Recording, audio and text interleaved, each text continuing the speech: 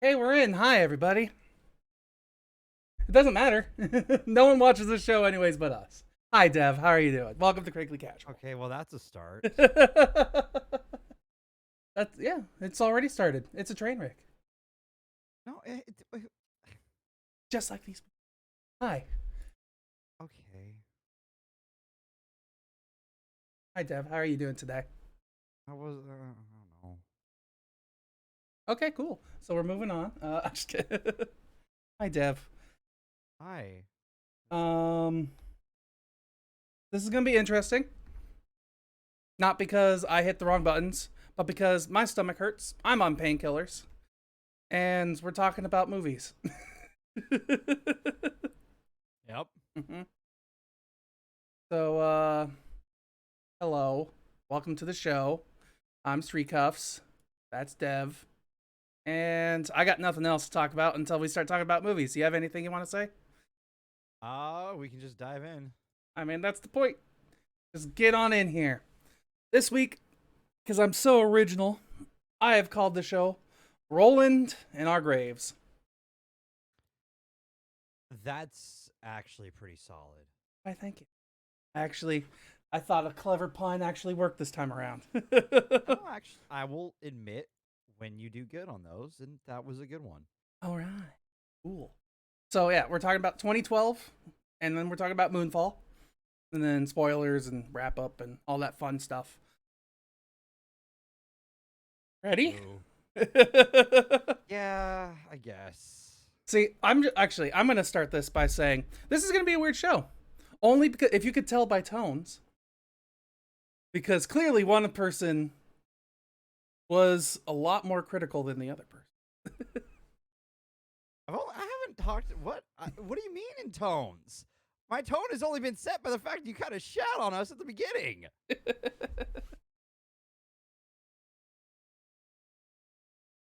I got nothing. You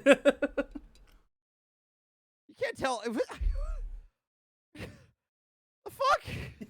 You could tell everything. What the fuck in the hell? I didn't come on here to get attacked today. Jesus Christ. On multiple I wasn't attacking you. One of us more critical than the other? Mm-hmm. That's not attacking you. It's being observant. I mean, it could be. Clearly somebody doesn't know their title of the critical and one is the casual. And actually, that's an attack. Okay, I will. Sometimes I feel like, you know, when I'm more critical, I get criticized for being more critical. Mm-hmm. Um, I mean, given I am the casual, yes, Uh-huh. but there are certain things that will make me feel, that I have to be critical about stuff. See, I went into this week. I knew after last week that you just based off of your reaction to Roland Emmerich's interviews and whatnot, you're like that you weren't gonna like this week. Like, I mean, and to me, there's a chance I could like this because I do like some of his one of his movies. Godzilla. No, no, what the fuck? No, I like Independence Day. Mm-hmm. But let's be real, who doesn't? I've seen Day After Tomorrow, God knows how many times. Like, we owned it and I would put it on. I'm pretty sure I owned it. I got it for like a gift. And I do enjoy that movie on some level. But the moment you really go back to watch like one of those movies, Independence Day gets the pass because it's got Will Smith in it and he's being charming as hell throughout it. But, and this is just a general thing for all of his movies, there are too many fucking plots. I mean, you're not wrong there. That is something I do want to talk about. But at the same time, these movies are also like the most casual you could get. Like, you sit down and you're just supposed to watch and just laugh at the ridiculousness that you're seeing on screen. And yes, you're correct. But my problem with that is, like, it doesn't do it the best. Like, if I'm gonna do that, I could put the first Transformers on. Or any of the Transformers movies for that fact, if I just want to literally just watch things happen, right? Because, like, also the other thing about these movies, and I have to go back and watch Day After Tomorrow at some point. I don't think it was an issue in Independence Day, but there's always a troubled couple and or divorced couple. There's always daddy issues. There's always daddy issues. There's always kids that are put into situations that they shouldn't be there. The government always fucks up. Like, I'm literally I could be describing Day After Tomorrow currently. I mean, we didn't review, but I kind of am describing Day After Tomorrow right now. And at least in the last 3 that he's done that I've seen, Day After Tomorrow, 2012, and Moonfall, there's a giant water wave of some sort going to happen at some point in the movie. That's just because water effects are actually better now, but still, you're not wrong. If you want to see how water effects have improved, just watch a Roland Emmerich film from each decade, and you will see the increases of water budgets. If you watched actually from his movie of Independence Day onward, right? You go Independence Day, skip Godzilla because fuck Godzilla. Even though it's technically, Independence Day doesn't really have a water scene. Godzilla has more of that because Godzilla's underwater occasionally. Yeah, it's amphibious. But I don't want you to have to sit through that garbage. But Bryan Cranston's in that movie. No, he's not. No. Stop. Stop this right now. No. You mean that's not the start of the Monsterverse? Whoa. Godzilla 1998. Which still somehow gets called Godzilla 2000. Because it sounds better than 98. But like, he's got things that are in every single one of his fucking movies, and it's kind of dumb in a lot of cases. And also, it's just like, dude, just how like time and stuff works and events happening. You'll think about it, you'll be like, okay, you said this amount of time, and this is what's happened in that stretch of time. How? How did you get from point A to point B in 5 minutes? Or how did you do all of this shit, get from in that little like headquarter place, get outside to get people into a car, and then go back to the thing that you're about to take off, like, in 26 minutes? What? Like, the dude has no concept for time. I'm just kidding. But still, Ah, we'll get there. Yeah. So now that we've got that out of the way, are we ready to talk about 2012? Let's talk about 2012. Okay. So we're getting here. We're talking about 2012. Woo! Which Yep. I think my favorite fun fact about this movie is the fact that it wasn't made in 20. I know it's dumb, but still. Yeah, no, it was released November 13th of 2009, which really does put into retrospect just how long we had to deal with the 2012 end of the world thing. Mm-hmm. Like, that was pretty much our tail end of middle school all throughout high school. Like, it was your entire high school experience. Yeah, I'm pretty sure my graduation song was "It's the End of the World as We Know It." Yeah, because it was 2012. Yeah. Yeah. So like your high school experience was going through the world, the world going like, we're all gonna die for 4 years. And I gotta say, like, when I was like 2009, I could have sworn this came out in like 2015 or something, like as a joke, but nope. No, this was Roland Emmerich capitalizing on his destruction movie bullshit while taking advantage of the fact that like current events. With a budget of $200 million, opening U.S. made $65 million, with a gross U.S. and Canada $166 million, and worldwide $791 million.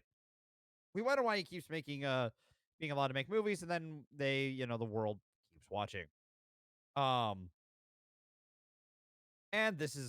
I just I'll get some of my good out of the way, okay? I think this is well acted. Like, John Cusack is John Cusack. Like, you get him in a movie, you just expect him to do John Cusack. Like, let's be real. But the rest of the cast, is pretty solid. The child actors aren't annoying, and like it just kind of happens.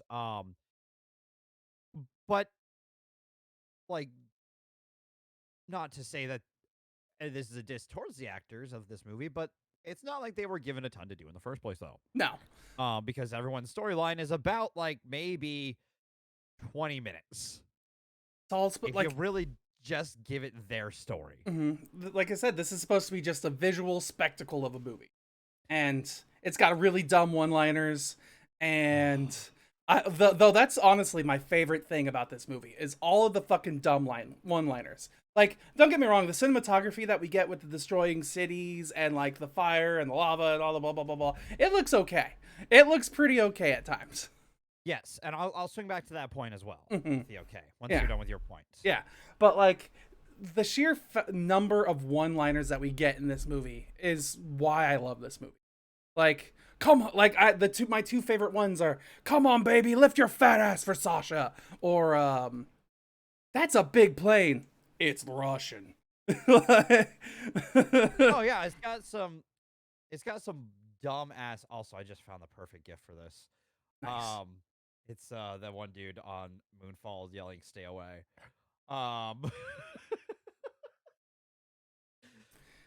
Yeah, I agree. Like, some of the one-liners are great. Does that redeem this movie for me? No. Because like, if we're gonna do destruction shit, I'm sorry, I've seen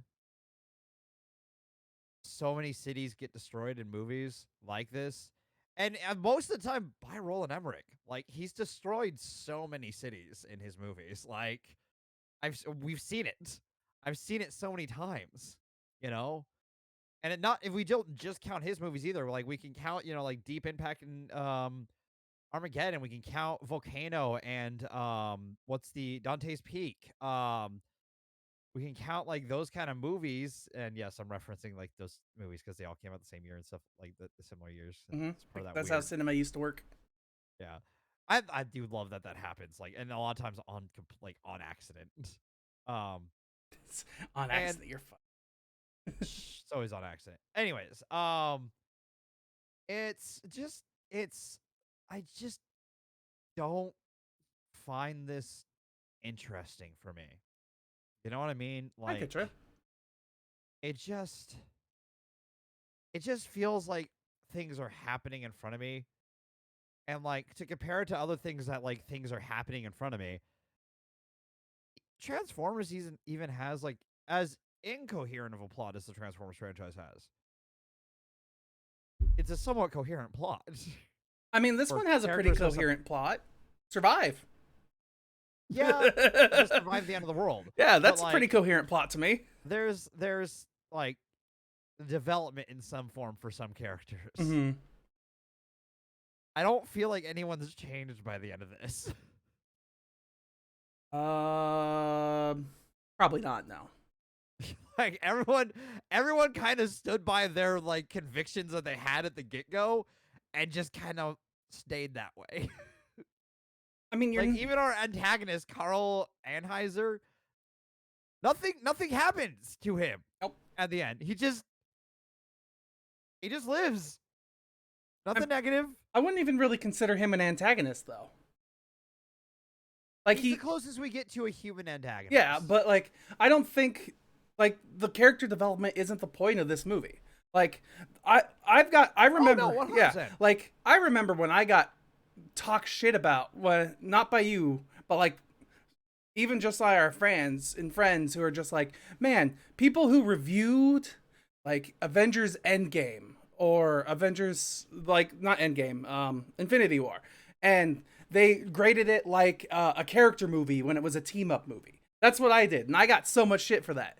And like, this isn't a character movie; it's a spectacle. It's supposed to be a roller coaster. So like, trying to grade it off of the.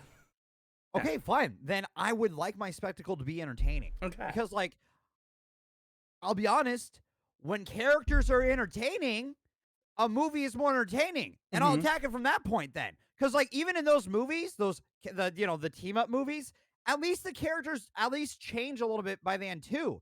Like, we like there's like things happen, and we understand how this like impacts those characters. Like the end of fucking Avengers, Age of Ultron. Okay, that's just a team up movie, right? It's not supposed to like majorly change our characters, but like the events that do happen and that do edit our characters' outlooks on the world going forward. Like Tony's like, hey, I'm going to take a step back. Like, obviously I need to, because I created fucking Ultron. That's an important character thing that leads into how he, is the rest of the franchise. But that doesn't happen necessarily in that movie. That happens in the next movies when it's brought up in the Sokovia Accords. No, but at the end of the movie, he's like when he's talking to Cap and Thor, he's kind of saying like, I'm going to be stepping back kind of thing at the end there. Like I obviously need to take a step back because like I created Ultron. Like, yes, I created Vision, net positive, but was it a net positive? Because I essentially caused the dropping of a city. And also like, it's not, in my opinion, it's not fair to compare, the spectacle movie to the team up movie, because they are different types of movies. You're comparing a grape to an apple. I'm going to compare it to something else that I consider a grape. Transformers. Those are spectacle movies. Fast and Furious. Those are spectacle movies. I'm not going into Fast and Furious expecting like crazy, like plot developments and stuff like that. Like, sure, John Cena has shown up and he's fucking Dom's brother. Holy shit. What? That was revealed in the trailer. It's not supposed to be that, like, it's big for the characters, yes, but also you're supposed to like the characters, right? We're supposed to be invested in the characters because we know who the characters are. In the first Fast and the Furious, we're invested in those characters. Because just they're well written to be entertaining and likable. Not that like everyone in this movie is necessarily unlikable. It's just they're very surface level, and they have their beat. They have their beat they follow, right? Like Chiwetel Ejiofor. Adrian Helmsley. Yeah, he is set in that line, which he's one of our Marvel connections of the day, who was in Doctor Strange and will be in Multiverse of Madness. He's very much the same character throughout the movie. He's got one beat. Nothing changes his beat. John Cusack, one beat. Woody Harrelson, who's also our other Marvel connection of the day for this movie. One beat. Like, nothing changes for them throughout this, and that's not necessarily like the worst thing. I'm not trying to say that, because like, shit, I watched the first Transformers, and like, sure, like Sam Witwicky doesn't exactly change a ton by the end, but the events around him do mold where he kind of is at the end, a little bit more, and he's a more entertaining character. Does it matter that those movies were intended to be sequels, though? Like, every single one of Roland Emmerich's movies are meant to Well, be I'm just on talking their about the own. first Well, Transformers. I mean, but like, the first Transformers was meant to have a sequel. Like, like, they never thought that they weren't going to get a second movie. Then I'll even go with Roland Emmerich, Independence Day. Yeah, the only other time, that's the only movie he's ever done a sequel for, by the way. True. And that one didn't do super hot, and we didn't even review it because we were like, do we really want to see this? From what it sounds like, it's not going to be a good time for either of us. So we just put it on the docket to review at a later date. Whenever it's in the catalog of like, do we need a week filled? Fuck it, we can just do both Independence Days. And eventually we'll have the Roland Emmerich list. Not really, no, because that would be a really dumb list. It's only like it would literally just be Independence Day, everything else. Fight for your place at the bottom. So like it's. I don't know what it is about this because like I've seen other disaster movies, like fucking Twister. Okay, that's a disaster movie. It is, and fucking hell is it entertaining because I like everyone in it. Like all the characters, even the antagonist, like he is such a smug, slimy asshole. But I love seeing him on screen. And I don't have any of that with any of these characters. This isn't the first time I've seen this. I've seen this probably now at least twice, maybe 3 times. And like, sure, there's a couple lines that stick out, but it's just like there's a lot of the same thing that happens. Like there's 3 scenes where the plane is like, oh my god, is it gonna take off all the way? It does. And by the 3rd time, I know it's following the rule of 3s, but I'm just like, by the 3rd time, I'm like, we've done this. You're not everyone who you've established as an important character is on this vehicle. Yeah, they're not gonna crash. There's no suspense for me in this moment because you've already done it twice. You are worse than The Walking Dead and the Glenn fake outs during season 5. I at least the one thing I at least can appreciate from this movie in this instance, at least they stuck with the character through the entire, like everything that happens was with those characters and we got to see it all unfolding around them. That's something I can at least appreciate from like, there's no secondary characters where it's like, we care about these people too, but we're not really gonna like, how do I explain this better, actually? Like, there are secondary characters in the movie, and there are 2 different plots in this movie where they converge in multiple times. But there's not like, you're not at this one part where it's like, this is the most important thing that's happening. While over here, you get to see, like, the spectacle and the stuff that we get in later things that are going to happen. I at least enjoy that everything that major happens around our main character. Like, who is John Cusack and his family. Like, we've got the giant waves, we've got the volcanoes, we've got the earthquakes and the collapsing, and, like, at least it all happens around our main character. That's one thing I, for the most part, appreciate. Like, all the parts that I do like is, like, I do like most of the cinematography in this movie, but, still, like you said, there are things that we see all the time, but I still kind of enjoy it. Like, that's fair. I'm not criticizing you for enjoying it. This isn't my kind of casual, if that makes sense. Like, there's a lot of stuff that went into making this movie that, like, just the advancements in graphical engineering when it comes to building and destroying an entire city. Like, that is a hassle. At least it was back then, and all the different programs that they have to use to make that kind of thing work. And it's still, I think it came out okay, honestly. Sure, it could be a better story, absolutely, and it could be better spectacle, sure. Because I'll agree with you, a good part of this movie does get pretty boring and like single tone and monotonous. Like, especially, I'm thinking of Hawaii, or I think it was Rio de Janeiro. Like, both of those were scenes that's like, oh, look what's happened here. And it doesn't really matter what's happened here. We didn't even get to see what happened there. Like for me, like one of the things, like there's two scenes like that are, one of them is Rio, where the Jesus statue falls. And then we go like, by the way, this movie's fucking long. Yeah, 2 hours and 40 minutes. Yeah, it's 2 hours and 40 fucking minutes, just about. It's long. and it feels long. And there's 2 scenes that feel like they're probably about 30 minutes apart.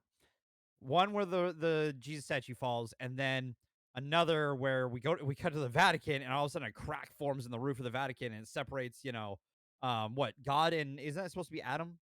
I think so. Yeah.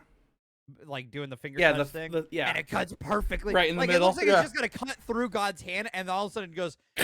Yeah. I'm like, because I was like, I could have sworn it cuts through as it's like going near God's hand. I'm like, oh yeah, maybe I'm wrong. Maybe it does just cut through God's hand, and then it just cuts. It's just like the most unnatural of da.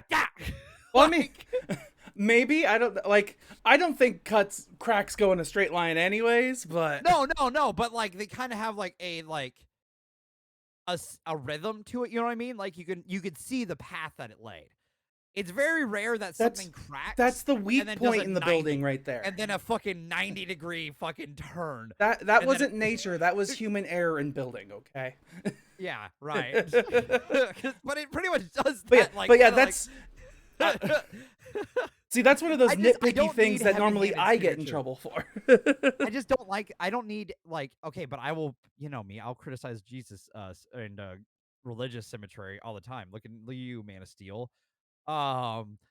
Because sometimes it's very like, if you're gonna do it undertones where someone who's not super religious doesn't care, okay? Mm-hmm. I don't need to see that God is disconnected from man, literally. Like, I don't need you to literally put that into a visual that like you can't decipher that as anything else, legitimately anything else. And then my other problem is time in this movie. And distance, okay? Mm-hmm. Time and distance.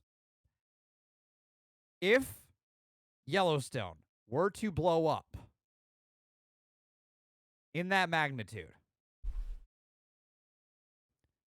the ash cloud, if it has enough force that it's going to get to Vegas and not just be like, go into the air and then kind of go around, mm-hmm. And then it's also got to get to Pittsburgh and DC, okay? Where is it going to hit first? Depends on wind currents. And if the Earth hasn't rotated 23 degrees off its surface. It hadn't yet. Like, I get you. You're getting that Vegas is closer to Yellowstone than Pittsburgh. Yes, than Pittsburgh and DC. But we're supposed to say that these happen at the same time, like, or Vegas got hit after DC, and I'm like, even because the speed that we see that cloud moving at too, there's no fucking way, unless the cloud going that way to DC is going way faster. It's with the wind, you know. That's not how the wind's not going to boost that speed if it's going that speed though, because he's going faster than the wind. Like I don't know how to fucking put it, or the fact that like, that when Adrian has to go from the deck of the ship, right, the helm area, the bridge. There we go. That's the term I'm looking for. And get all the way down to the back gate in 5 minutes. Yeah, where everything's flooding. And he somehow gets there maybe in like 7? They've got maintenance access hatches and whatnot. It's totally fine. What? And then final criticisms, minor spoiler because we get a year later at this, like 1 year, 1 month and 27 days after everything. Our dude, Tenzin, played by Chin Han, who was in Mortal Kombat, hurt his leg a year, 1 month, and 27 days ago. Still on fucking crutches? Well, I mean, his legs were ground up in a little metal thing, like in the gear. Like it just looks like it was like a bad it looks like a bad scrape, yeah. Yeah. But it's supposed to be his legs were almost chewed up. His foot was fine. Like, if that's the impression we're supposed to get, not just that his knee was getting, like, his leg was getting essentially cut up by the metal, right? Then help me visualize that a little bit better, because like his foot looked great. His shoe was still on, like his clean. You know, it just looked like, again, his because his leg was against a gear, that it was just cutting his leg over and over like a fucking deli slicer. I don't think that's gonna take almost a year and 2 months. Well, I mean, even if it is like a deli slicer, it's cut off all of the skin and muscle from your front of your legs. It's going to take more than a year for all of that to grow back, I would think. I actually am genuinely curious at this point. Are you fine with me looking this up? Sure, go for it. Like, how long does it take for skin to grow back on its own? Take for a leg to heal. Let's go with that. Or we'll go with for muscle to heal. Like, I'm surprised you're not mad at like other things, like the whole. It takes around 4 to 6 months. 4 to 6 months, in ideal circumstances.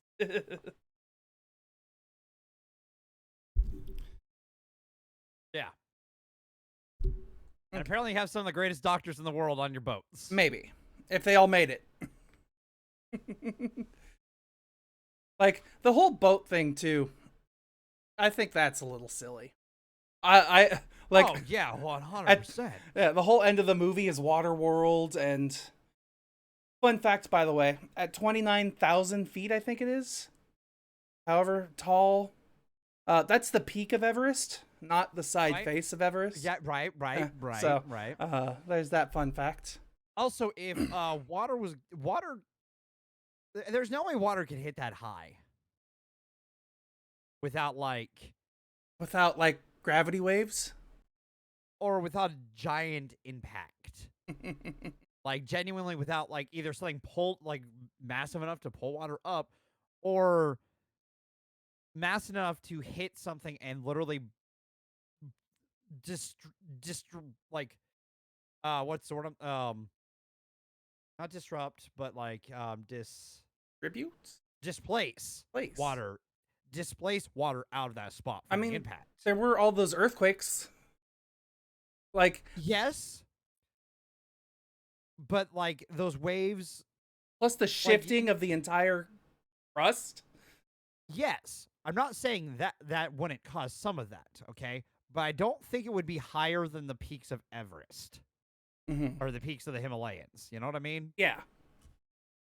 Because, like, that takes a lot... Like, you would have to have the biggest earthquake ever. Like, not something that we could even, even Richter scale. Yeah, you can't even Richter scale it. Because, let's say we get something bigger than a 10. We could still, chart that. Mm-hmm. It would have to be legitimately unchartable. No, that's another movie, Dev. Yeah, we got 2 weeks until that. So I'm I know it's supposed to be a spectacle, and it cool, water's going over these giant mountains. I never cared, okay? Mm-hmm. Because there's no one for me to really feel attached to. And then also just I never felt like anyone that we were supposed to care about was ever truly in danger. And at least with other disaster spectacle movies, I feel like people are in danger in some ways. Maybe not with where Fast and Furious is now. That's different. That's Fast and Furious went from being a spectacle to being Fast and Furious. No, Fast and Furious is still a spectacle. It's just now it's such a spectacle that they're calling their own shit out in their own movies. How have we never been injured? It's a different kind of spectacle. But then you got I guess ultimately is the tone of the movie is what's bugging you, because based on what you're telling me, you like spectacle movies like Transformers and Fast and the Furious, where ultimately good things happen and it's a positive movie by the end. While this movie, it's negative the entire time. Nothing is supposed to be positive at all in this movie. I don't even not even true. Like because of the whole get everyone on the boat scene, and like we saved a lot of people and all that. Like that's like that's the message of good wins in the end. Yeah, but that's like the whole tone of the movie isn't saving humanity, it's saving yourself. And then eventually it's like, oh, I guess we can save humanity too. I mean, sure. I'm not even like that's not even the problem I have. I've watched dark, depressing where no one wins movies and enjoyed them. Hi, looking at you, Empire Strikes Back. That's not a good ending. And that's arguably one of my favorite movies of all time.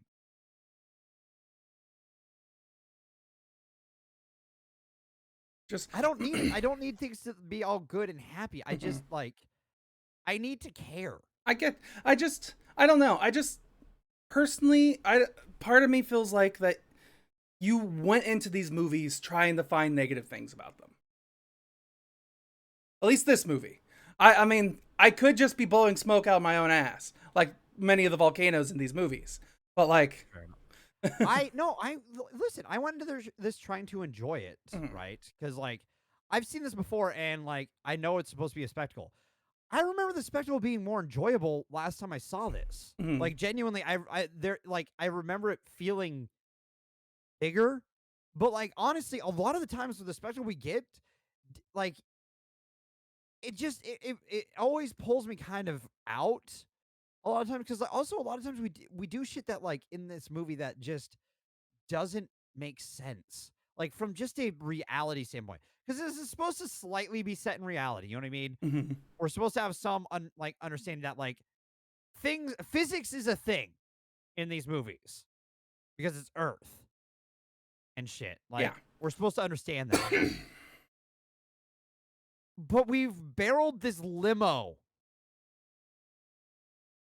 through LA, right? It's supposed to be LA, right? I think in the beginning, yeah. Somewhere off the West Coast. And the literal shit that limo goes through and makes it to the airport at the end. It jumped a gap. Literally. Or the RV. Like the RV, yeah, that one was stupid. I'll give you that one 100%. It got hit by shit from the Yellowstone eruption. And it was still driving totally fine. Like it only lost part of its roof. Yeah. Like the hit looked like the entire back end blew off, but then once you see it later on, it's like there's just no the way roof's those missing. rear axles are working. Yeah. Sorry, you're stuck. You're dead. Or sorry. Gotta love when he falls in with the RV and it's like, well, he's gone. Nope, there's hand. No way he got out of there. Yeah, he totally got out of there though, and he was able to catch up with a plane that was already halfway down the runway. So, and still beat an explosion. Like that kind of shit. Like, you have to. You're supposed to believe that this is the real world in some way, right? But you're supposed to like turn your reality off so much.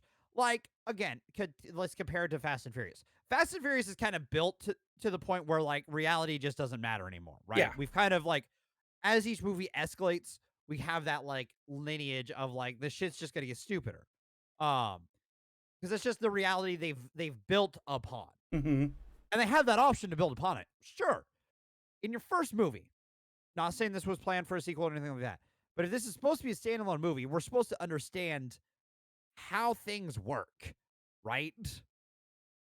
And an easy way to do that is to set something in reality.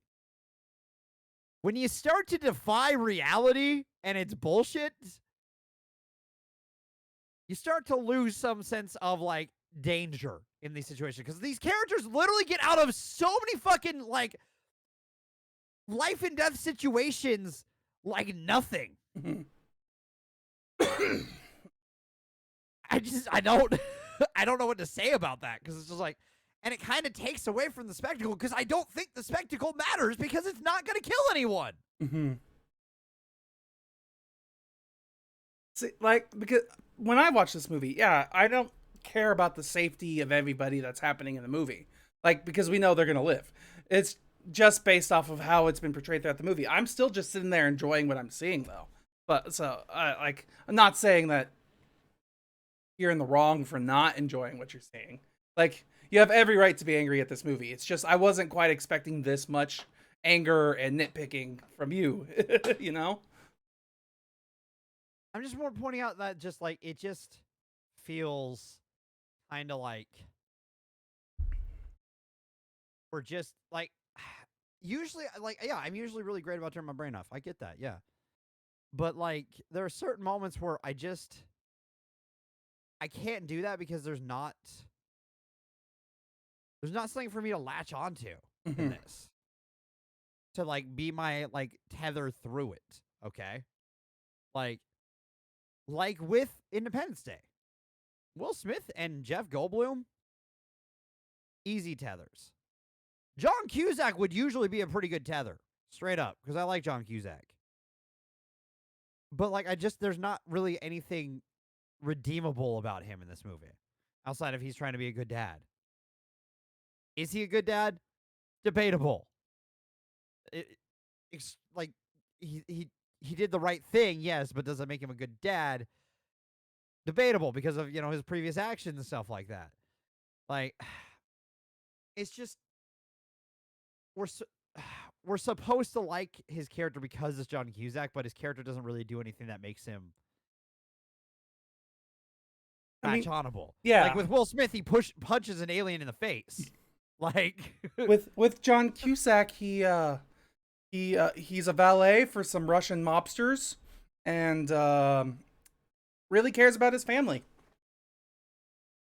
Except for that one dude. What is his name? Pete or something like Noah?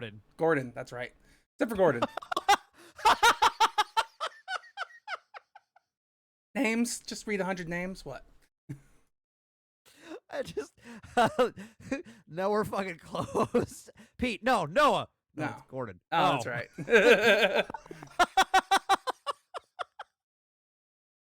Which I think kind of goes to show with this. Like, I just, there's not, because at least with other spectacle movies, I have something to latch onto that gets me through the spectacle, right? Mm-hmm. Like, even bad movies that have, like, terrible, like, CGI and shit like that. As long as I have something to tether me into that reality and have fun with it, sure, I can deal with it. If it's blatantly bad all the way around, I can enjoy bad movies. This one's just not one I do. Like I said, I enjoy Day After fucking Tomorrow, which is probably on the same level of this movie, right? Let's be real. Day After Tomorrow, yeah. It's, another, hey, the end of the world is happening. We need to survive. Please help us. It's got Dennis Quaid in it. It's got Jake Gyllenhaal in it. It's got Emma Rosen in it. Like, and I enjoy all of them in it. And it's just,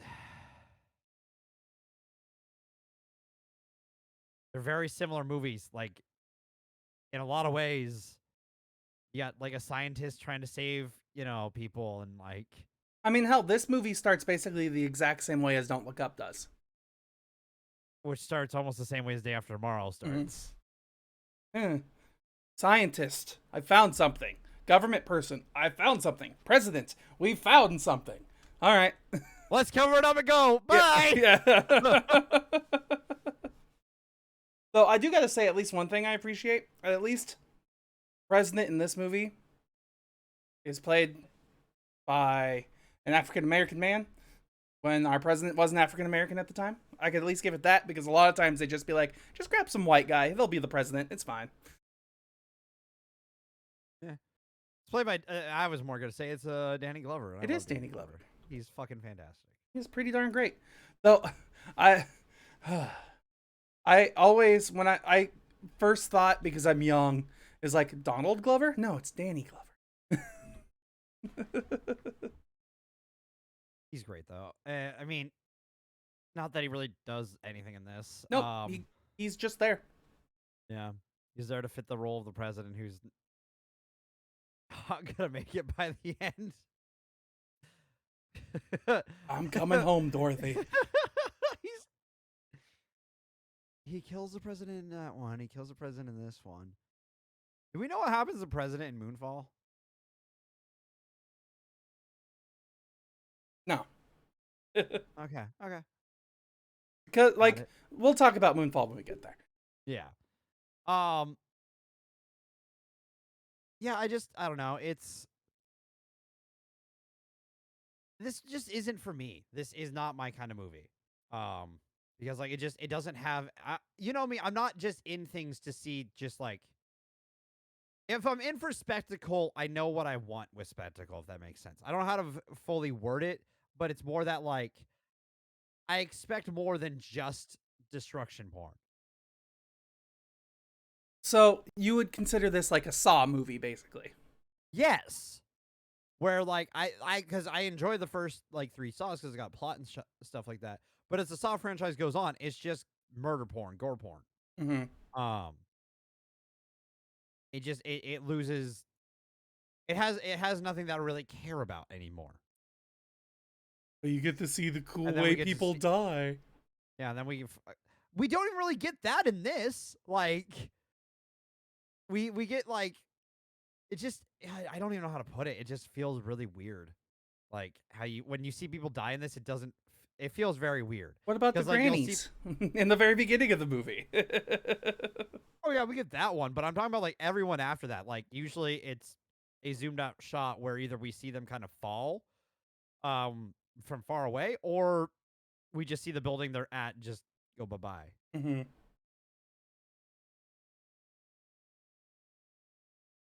At least, but they went bye-bye, so obviously they're dead. Sure. Yeah. Yeah. I mean, one of the deaths, I can't even confirm whether or not they died. It's implied that they died, but we don't know. Is where is she? Tamara. Oh, Like we see the water fill up. We don't see what happens though. she's on the side with everybody else, isn't she? No, Oh, she's in that middle section because it's the family and the Chinese family, right? mm-hmm. Noah, Jackson and his ex-wife, and then Tenzin and his family.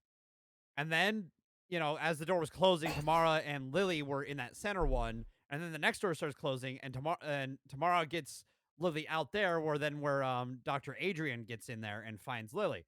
Tamara's in that middle section that for some reason is filling with more water than either side. That's right. Yeah. Oh, I remember this. I made a joke in the middle of the movie. I was like, "Why is she named Tamara?" Ah, because she doesn't make it till tomorrow. But we never see a confirm of that. You know what I mean? Mm-hmm. I mean, Maybe she's still in the medical bay, on a like an O2 thing, because it or something. We don't know. you're not wrong. According to the wiki here, it says that she died. Yeah, according to the wiki, sure. She drowned in the zoology department. But that's all we have to go off is the wiki. Like, at least with that one, I expected to at least see something like maybe her floating, Mm-hmm. or something to kind of like confirm. Because we never really get a confirmed, like, Gordon's the closest we get to seeing someone die. I mean, mm, there's the president, there's Nima. They both get hit by waves. No, the president's hit by this. No, yeah, he's killed No, by he's a hit wave. by a wave. Yeah, But, because he like, survives the initial blast of yeah. the.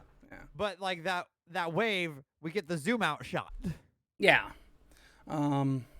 We do get Gordon. We have Sasha, but that's the plane. Right. I guess you're not wrong. There's Charlie, but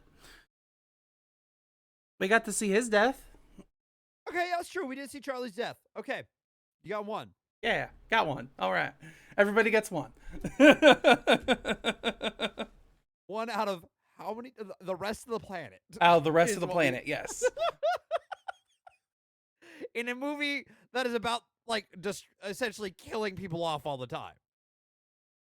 Like, this movie has the body count of Jason X. Yeah. Or Jason in Space.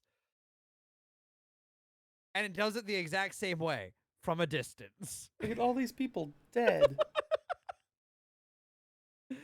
I mean, it's probably what was the rating of this movie? PG-13. That's probably why they couldn't get too gruesome and gory. Well, that's fine, and that's like doing Gordon's death is that like yeah, there you go, Gordon's death, perfect. We it's very much implied that like we're seeing him die at that moment, but we're not seeing him die. That's fine. And the plain one for Sasha, I'll count that too, okay? Because we saw that process go all the way through pretty much. Being killed by a giant wave is boring, okay? It just is. It's so fucking boring. Because guess what? I saw it in Day After Tomorrow. It's kind of funny because like my stepmother or in Deep Impact. Like those giant waves are her least favorite thing because she has a fear of deep water. So like anytime there's a giant wave, she has to walk away. And that happens a lot in movies nowadays. So pretty much every movie there's a giant wave. If you're trying to end the world, kind of, yeah. I mean, it doesn't even have to end the world. Like, what was it? Interstellar. I guess technically Aquaman, what they were trying to end the world, but still. But that movie's 100% water-based. Like that's, I feel like that's an exception. Not the part where you're driving down the truck and the waves coming. That gets her. Oh no, that's fine. I'm saying like, but like for the rule of having a water wave, Aquaman makes sense. It's a dude who literally like most of his movie will take place in the water, so a wave makes sense in that movie. Interstellar, does it need a wave? Not really. Does it have a wave? Yes. It's got two. True.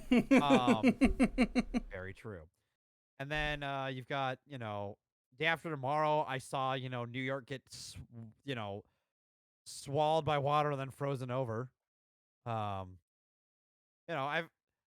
seen it, Steven. That's my problem. I feel like I've seen this wave so many times. Deep Impact has that one that kills off the newswoman and her dad. Like, I've seen the giant wave 1,000 times. It doesn't make it more interesting because you had to go over the Himalayas.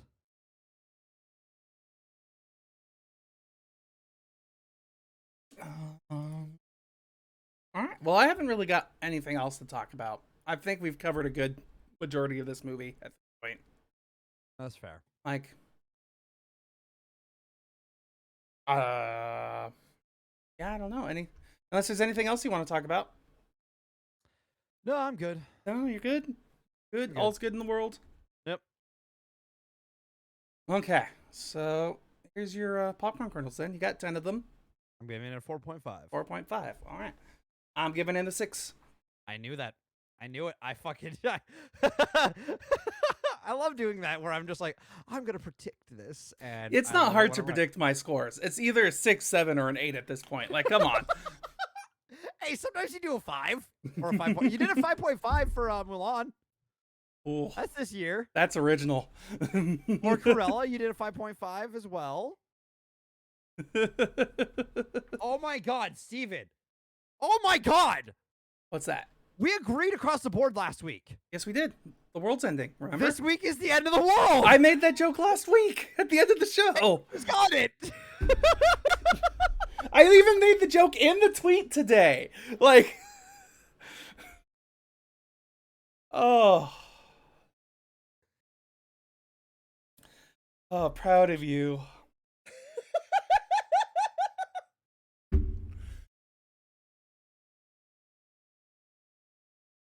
Okay. We're idiots. Okay, are we good to move on to the next movie? Yeah, let's move on to Moonfall. All right, let's talk about Moonfall, which released February 4th of 2022. With a budget of $150 million estimated, it made $9 million opening weekend, and so far U.S. $11 million, and worldwide $14 million so far.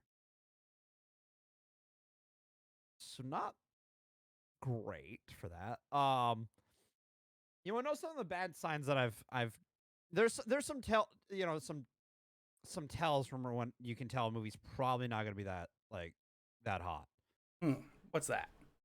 One of them is within the first week, you type in half of the movie's title on IMDb, and it's not one of the options listed yet. Well, I mean, the top 2 are movies that are coming out soon. Fair. But if you scroll down, it's not even on the list. You're not wrong. No.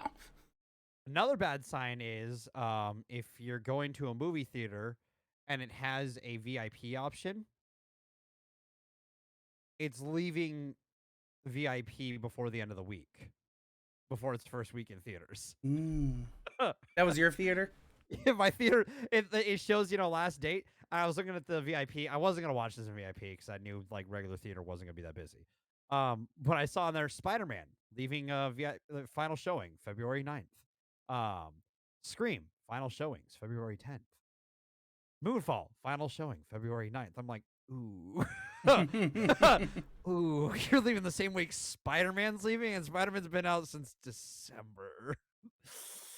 That's not what am I walking into? And boy, howdy. What did we walk into, Steven?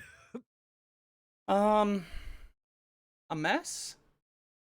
like Moonfall here. This one, the one I was hoping for quite a bit because it seemed like an interesting idea. Sure. I agree. But like ultimately for this, I feel like the big problem is one, the sci-fi, like the science fiction conspiracy theory angle that it takes from one, and two, the whole point about these kind of movies is to watch the spectacle of the world being destroyed. But the main characters are in space. And all the destruction's on Earth. I feel like there's a disconnect here. Like, don't get me wrong, the stuff that we do see, I like this movie when it comes to cinematography, I think was great. I loved pretty much all of the awesome visuals that we got in this movie. Don't get me wrong. This movie has some fucking awesome visuals. Yeah. I will fully agree with you. I loved the there visuals. Some cool looking shit. Though I gotta say, the best part about this movie, John Bradley. Hands down, Dr. Casey Houseman. My favorite part of this movie. Agree. John Bradley was really good in this. And, like, Patrick Wilson's here. He's the dad from The Conjuring. Well, not. He's also Ocean Master. That's our DC connection to the day. Yeah, like, he's there. Halle Berry's in this movie. Who is maybe a Marvel connection, depending on the multiverse works. Michael Pena's in this movie and gets, again, all right, Roland, do we need to talk? Do you have a problem with the dads who step up? Because this week we're 2 for 2 for you just like being an asshole to them. And they're not even that big of like dickheads. They just have a job that means they have money. Yeah. Like, what? This guy owns a fucking dealership. And yes, dealerships are fucking trash. I am not going to say they're not. They are a fucking like awful system that's set up that takes advantage of people. 100%. And sure, the other guy was a plastic surgeon. Nothing wrong with that, in my opinion, because, some people... Like, in fact, they're some of the best moral characters when you think about it, because they've stepped into this family where they aren't the father, but they are going to be the father. They're going to take care of everybody. Like I said, yeah, they're the dad who stepped up. Yeah. And they care, and they're trying to be there. Unlike the main character. What is your problem? What did the divorce court do to you, Roland? Because holy shit. You made Michael Pena just like, because he's not even like, he's like, it's like they're trying to make them come off as an asshole, but they don't come off as an asshole. No. They just come off as concerned. And two, like, Michael Pena is one of the most lovable actors in Hollywood right now. And the way he, like, how his character is treated ultimately in, like, just the course of the movie is so dumb.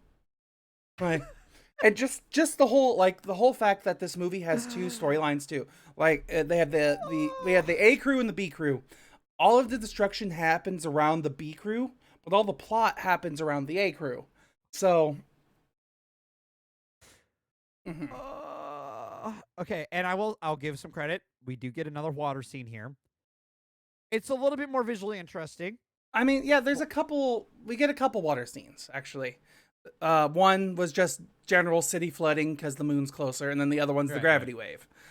Yeah, and the gravity wave is interesting, and really cool looking, but Doesn't make sense to me still. No, it makes zero fucking sense. But it's there. We'll deal with that. The other thing I have an issue with it though is we get another scene of people running away from water. That there's no way they could outrun. They drove fast enough. I don't know what you're talking about. Or we get another one of those scenes where someone is just unceremoniously, like, who seems to be an important character, just kind of gets engulfed by water and just dead. Like, nothing, no follow-up, no nothing. They're just dead. No comment about them, nothing. Dead. I don't even remember which character you're hinting at. They were in the helicopter that takes off as the spaceship is taking off. Like, I remember the crash. I just don't remember which character you're talking about. They're it's the two scientists that are helping out. Oh, those two. Yes, the buddies. Who've been, like, kind of in this movie pivotally to this point. They've been in every single important, like, NASA scene. NASA. And then they're just poofed. Like, well, I don't know. Like, I don't really care about people dying in disaster movies myself, even if it's unceremonious or not. Like, because I feel like that's part of the charm of these kind of movies. Like, you never know who's safe and when or where. That's fine. I just more mean I'd prefer more spectacle. I mean, I'll definitely give you that with this movie, because don't get me wrong, the visuals looked interesting, but not nearly as much as I wanted. Like, all the destruction happens off screen, essentially. And that bugged me 100%. Like, this movie definitely was Roland Emmerich trying something different, yet the same, and it just doesn't quite work out. Especially I think it was stupid. Like that last week when I told you about, people were asking him about how he managed to sneak sci-fi into his disaster movie, when every disaster movie is a sci-fi movie. Yeah, because it's like, the end of the world, like it's usually the end of the world takes place either from a biblical sense or from a scientific sense. Mm-hmm.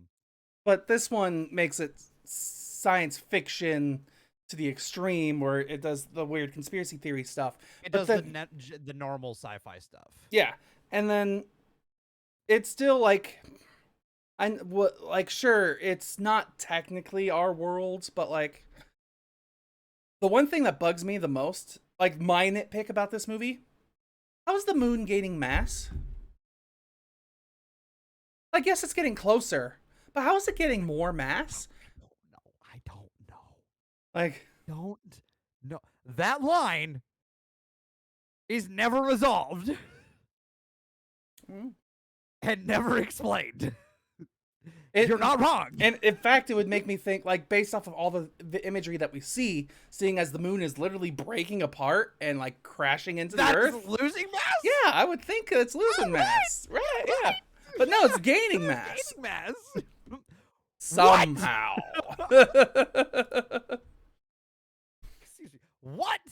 Also, this movie just kind of really just, if it wasn't for the character of Casey, this movie jumps genres in its last 15 minutes and goes all out fucking crazy with its thing.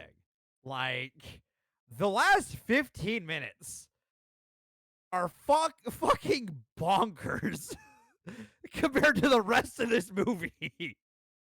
I mean, hey, it's more conspiracy theory fodder, I guess. I don't know. Yeah, 100%. But it's like, what the fuck? Like, if we're gonna get to that point, I would like it to happen earlier in the movie. I'm not like, I'm okay with the movie getting there, but this movie feels really long given that, like, the rest of the movie happens in this 2-hour-ish movie, and then the last 15 minutes happen. How long is this movie actually? 2 hours, 10 minutes, 2 hours 10. but Okay. I think it's 2 hours without credits. Yeah. Or some shit. It's around that. It just fucking goes off the end, and you're like, wait a sec, did we switch movies? Like, it's kind of hinted at because of Casey, and that's the only reason why it can work at all in this movie is because of Casey. I mean, yeah, the character talks about this thing essentially throughout the whole movie, but yeah, and that's the only reason why we get to that point. But some of the shit we see at that point, I'm literally like, it was at the point because I was in the theater. There was only like 4 other people, and they were like way towards the front, so I was in the back, and I literally messaged Steven. I went, where is it?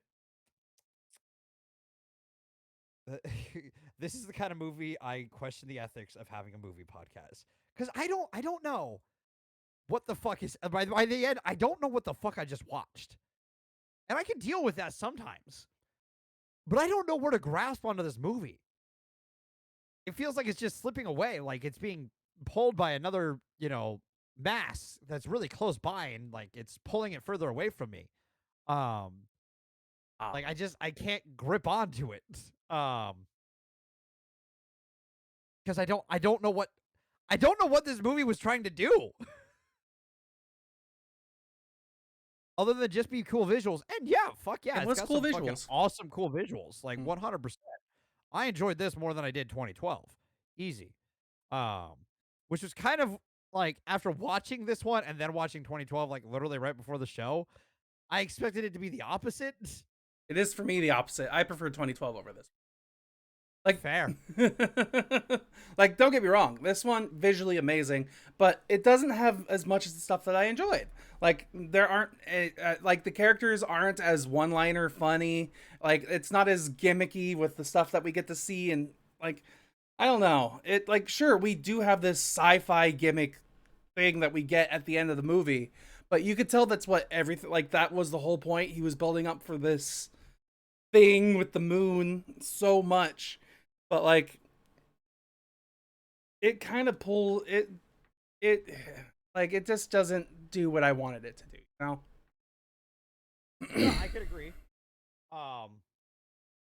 And definitely sure, it's being built up throughout the movie, but like it literally, like, it should have happened like 10 minutes earlier, because it feels like it just kind of wrapped up the movie. It's like, okay, how are we gonna end this? Oh, this is how.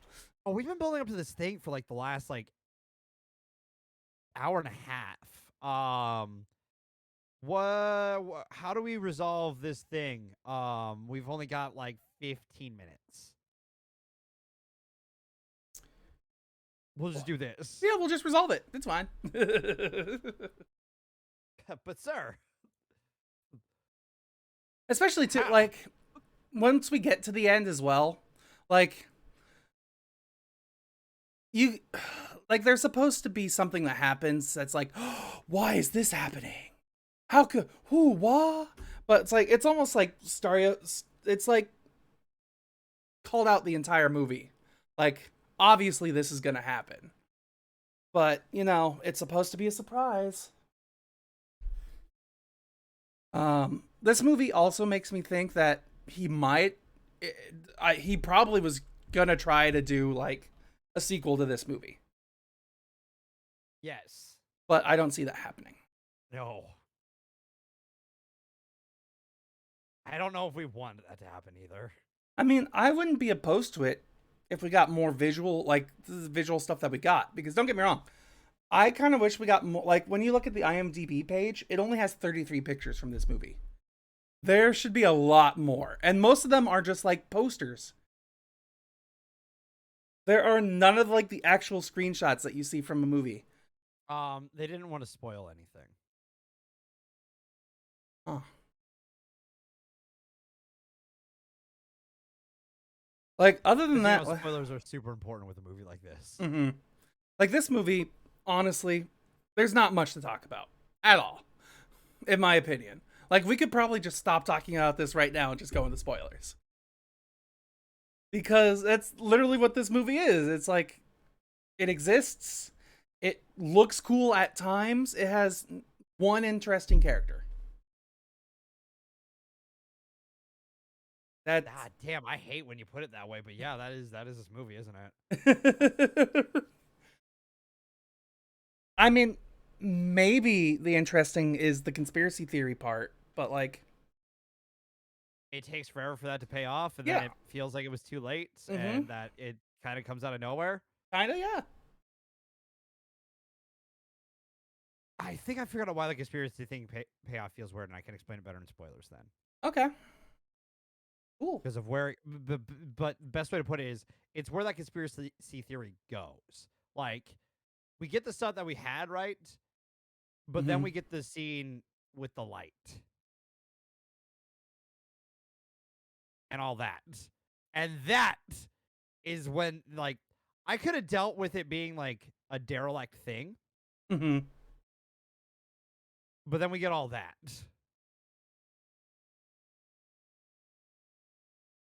You know what I mean? Yeah, we didn't... I mean, it kind of plays into one of my favorite conspiracy theories. But still. Fair. And that's an interesting conspiracy theory, since we know what we're talking about. That wasn't one of the conspiracy theories that were set up, really. No, no, it just kind of happened. and that's Moonfall. Do you want to go into popcorns and spoilers? Like, I'm fine with, if you're ready to go to popcorn and spoilers, I can go to popcorn and spoilers. I'm totally fine with going into popcorns and spoilers. All right, I'm giving you your popcorn. This one, for me,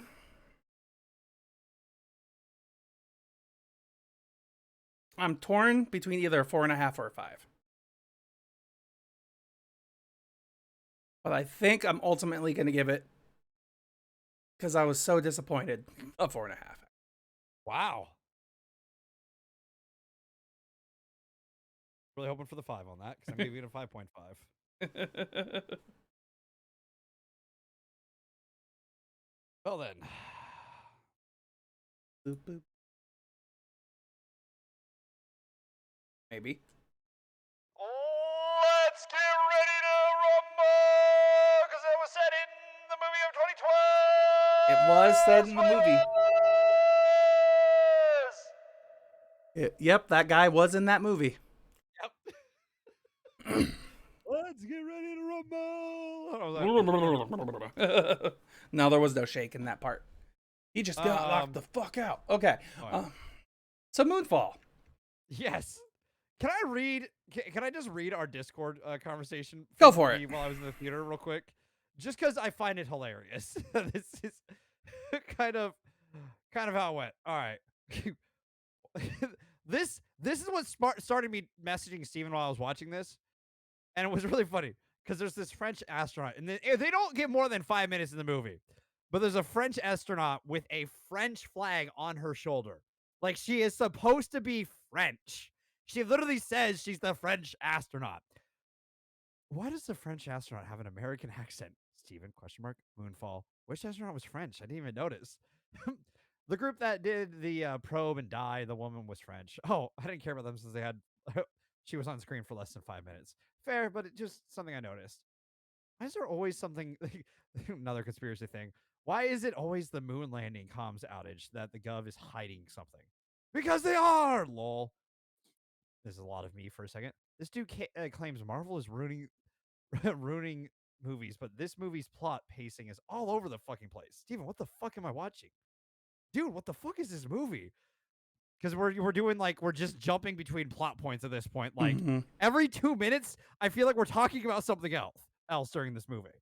What the fuck is this shit? Oh, and then now we're towards the tail end of this. Yep, you're at the end of the movie. What the fuck is this shit? Fucking Halo? What the fuck is the end of this movie? There's 15 minutes of 10 to 15 minutes left of this movie, and all of a sudden we go to Halo. Yeah, we're inside the moon. We are a Dyson sphere / Halo orbit because there's farms Why the hell are there farms on a place, by the way, which specifically was told to us that they left these places unmanned so that the humanity has the chance to live? Why the fuck are there farms on an unmanned space station? Oh, why are there ships on an unmanned space station?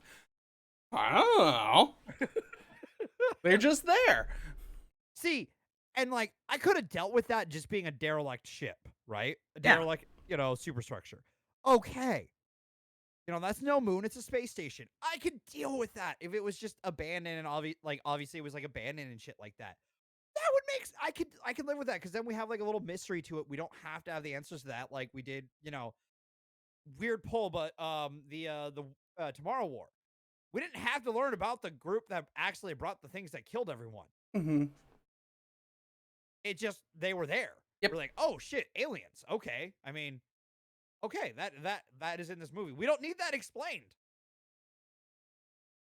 It's just part of the aesthetic now. Like, okay, and yeah, that happened in the last 10 minutes, whatever, aliens. I was like, okay, I mean, that's how they explain the things, is a crashed ship, and that's how those things got there, and okay. All right, I can live with that. This one decides to explain itself. Boy, howdy. What a fucking rabbit hole we're forced down at that point. Literally, there's a fucking Halo ring. Yep. It, like, just the whole end of the movie just jumps the shark, because we get in that, just still the whole mask thing. Like, so, like, I'm thinking of this. I thought about that too. I'm like, how does the moon get past? Yeah, like, because from what we understand, the movie starts with our main character, Patrick Wilson, and his crew partner, Halle Berry, and their random other person on a ship trying to fix a satellite.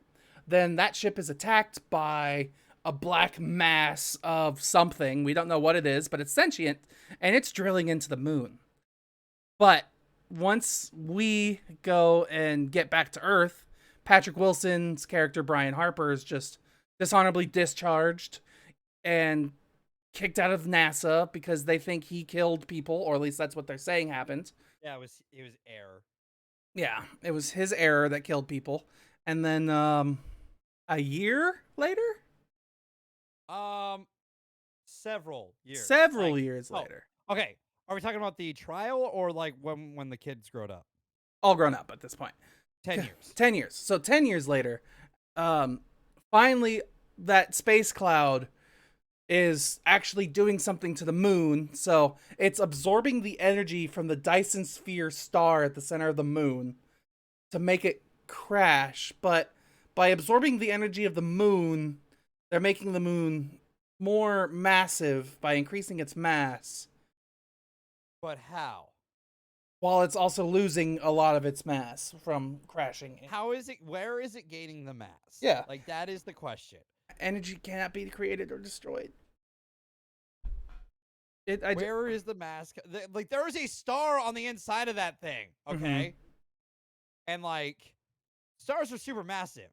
Like, even small ones have a lot of mass because they have a lot of energy. They're incredibly dense. Yes.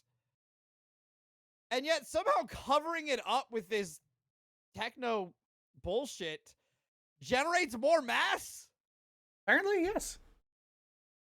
And changes the timelines of things, and... You know what?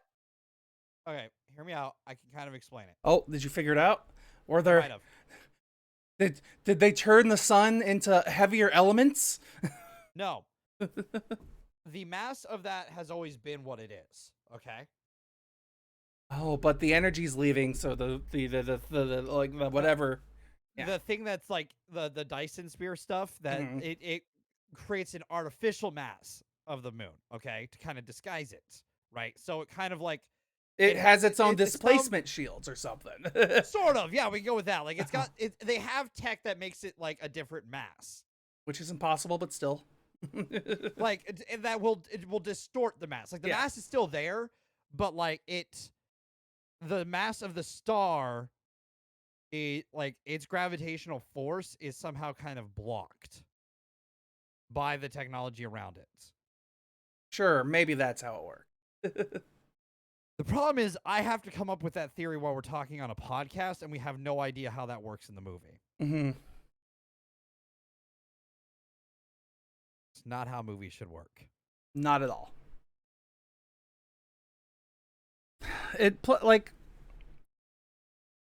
Let's talk about our two groups. Group A is Halle Berry, Patrick Wilson, and John Bradley as they're going and doing their moon thing. Group B is, let's see, Charlie Plummer, who is Sonny Harper, which is the son of Brian and Brenda. And then there's Brenda and Tom. And then there's 3 other kids. Right. And their whole thing is they're trying to get from wherever they launched their space rocket to Colorado, I think it was. Because in Colorado, they have bunkers which will apparently survive the moon falling on them. But that whole trip is... That'll work. Yeah, because that makes sense. And they're surviving stuff that makes sense. Like, oh, asteroids are falling from the sky. There's absolutely no way to be able to tell where they're going to land. Fine. They won't get hit by a single one. Oh, And even if one lands in front of them, they'll just gravity the car off of like perfectly placed parts of Earth that are floating perfectly where they are with enough. Yeah, they'll be able to land on it. Totally fine. Uh-huh. And then if that doesn't kill them, then now the oxygen is disappearing because we need a silent killer in this movie now instead of just a giant wave and asteroids. So oxygen leaves apparently. And that's how Michael Pena dies because he gives one of Brian's children one of his children. Either way, he gives one of them a breathing machine, the air tank, and then instead of taking turns, just gives it to the child and dies. Like, wait a second, that also really fucks with my head here. Why is that? Okay, so I'm pretty sure it said like 10 years later, right? I think maybe. If it's 10 years, oh god, I need a fucking plot synopsis real quick. Where the fuck is the plot? Where's the fucking plot? Plot. Give me plot, IMDb. Wouldn't it have been better too if like KC was actually Patrick's son? Or Brian's son, I should say. Because they literally do the thing where he's like, or Sonny, which, gotta love that name. My son, his name is Sonny. Brilliant. Yeah, great writing. Like, you see Sonny in the room as they're packing everything away and getting ready to move, and then they jump to however many years later, and the very next person we see is KC. It was like, oh, are they the same person? No, they're not the same person. No relation. No relation. I just don't care about anyone on this one either, because no one's like, other than Casey. He's the best part of the movie. And he was the part that I was talking about, where it's like, it's supposed to be a twist that he decides to kill himself. But it's literally throughout the entire movie, like, oh yeah, this is easy. Oh, that's no problem. I was never meant to do this kind of thing. Well, guess what? You're the one who's going to sacrifice himself to save the world. You're the hero. The hero we needed, but not what we deserved. Mm-hmm. Which I had to laugh a little bit at that because it's like, oh, what a big twist. No, it wasn't. And then another thing I have to laugh at too. What's that? Is this dialogue? Okay, so I sent you it. Is let me find it. Where was our conversation on that? Was yada. When everyone's who survives, and they end up running into each other, and Brian looks to his ex-wife, Brenda. Where's Tom? And she just gives a sad look, a little shrug. in the most disinterested way. I'm so sorry. Like, that's how they like those two girls lost their father. I'm sorry. I'm sorry. I'm so sorry. Who fucking reacts like that? Like, you guys are playing off the end of the world like nothing happened. On top of that, like someone who like is literally your ex-wife's husband just died, and you're just kind of shrugging it off. Halle Berry's ex-husband just died, and or we think that like that was just fucking out of nowhere. All right, that fucking like collapse of that bunker that he's in. Mm-hmm. I think he survived actually, but I'm not sure because we never find out. Because I think Maybe he's on the other side of the door when the bunker collapses. You know. Who knows? It's not said anything, and like Halle Berry just kind of like acts like nothing happened with her son. Mm-hmm. This movie wraps up so fucking quickly. Like nothing happened. Yeah, I mean, also, like, have you looked at the quotes page on IMDb for this movie? There are 7 quotes that they pointed out. 3 of them are the exact same quote. And it's, "You underestimated us," as Casey blows the MP. And it's literally 3 different times where it's just like, staring into the AI nanobot swarm as they close in on him, trying to be brave. "You underestimated us." Next time we see it, "Ludicrous mode, cornered by nanotech AI as it looks him straight in the face, trying not to be scared. "You underestimated us." Then the next line underneath. Wait, there's dialogue that happens in between those.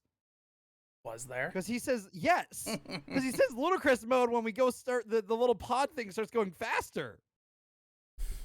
And then that entire scene happens, and there's an entire discussion of who's gonna go into the pod, and then the discussion of Casey and Patrick Wilson when they're out the fucking pod door. Mm-hmm.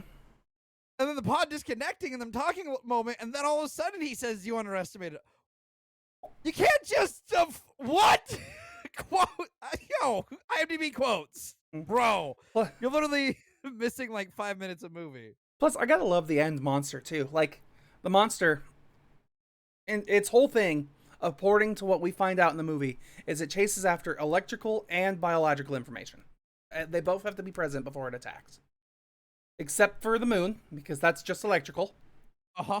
And except when it's a main character.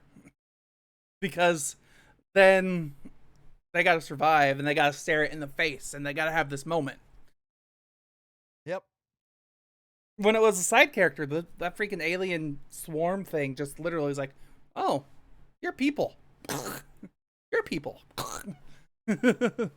So why is it always got to be AI going rogue? Like, yeah, that's like AI go rogue because humanity is awful, apparently. Even though there were no wars, there was no problem. That was a fucking like the most peaceful civilization ever.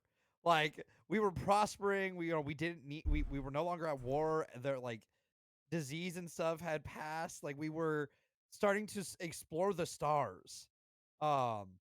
We literally were controlling stars. How the hell could we control 7 white dwarf stars? Whatever. They had the technology. They had the technology. And that technology turned against them. For some reason. Cortana just had a bad day. Basically. One bad day. One person just didn't say thank you, Google, at the end. And then everyone was dead. Everybody. Yep. Everybody. No survivors. All of like, humanity. I just... God, it's so dumb. And it happens in the last 10 minutes. We get this fucking huge expo dump. It is. Oh. And the fact that, like, okay, the other bogus bullshit, okay, that literally the moon thing creates the Earth. Yeah, the moon circles the clouds and it creates the Earth.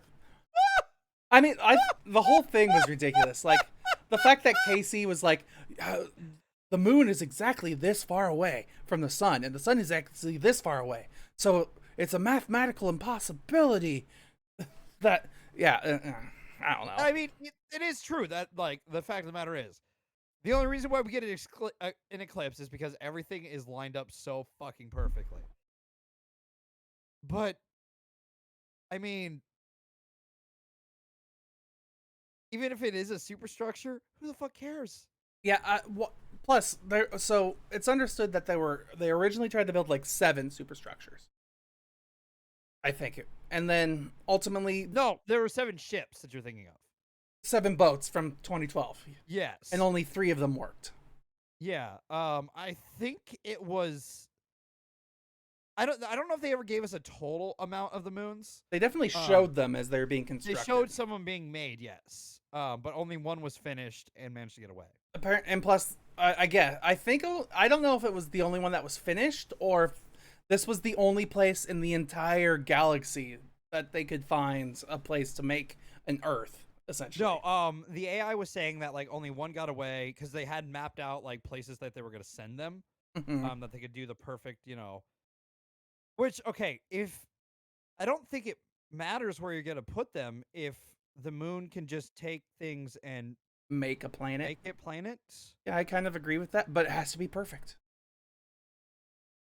I mean, all you would need is like a similar star to circle. You would think. Which, I mean,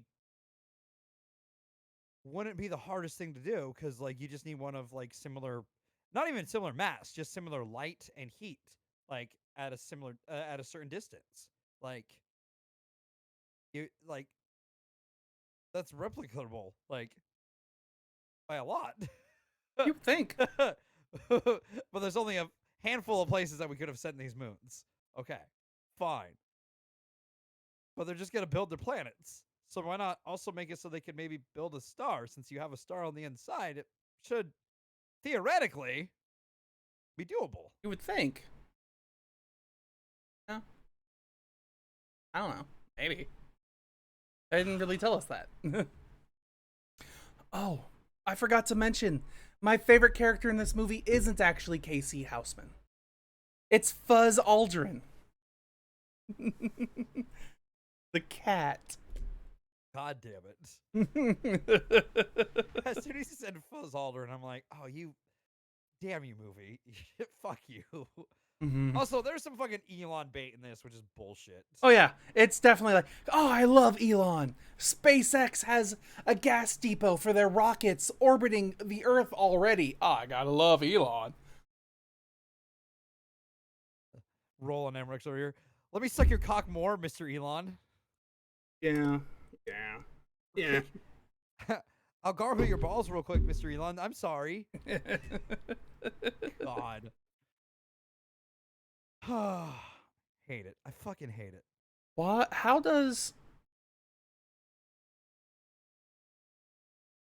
long do you think they're in the moon? Because, like, I mean specifically, like, in the hangar bay in that moon. Because they crash, they're scanned, and they have no oxygen. They pass out. They wake up to find that Brian's gone, and he's having this brain light trip with the AI from the station. They find him. Half expect to hear.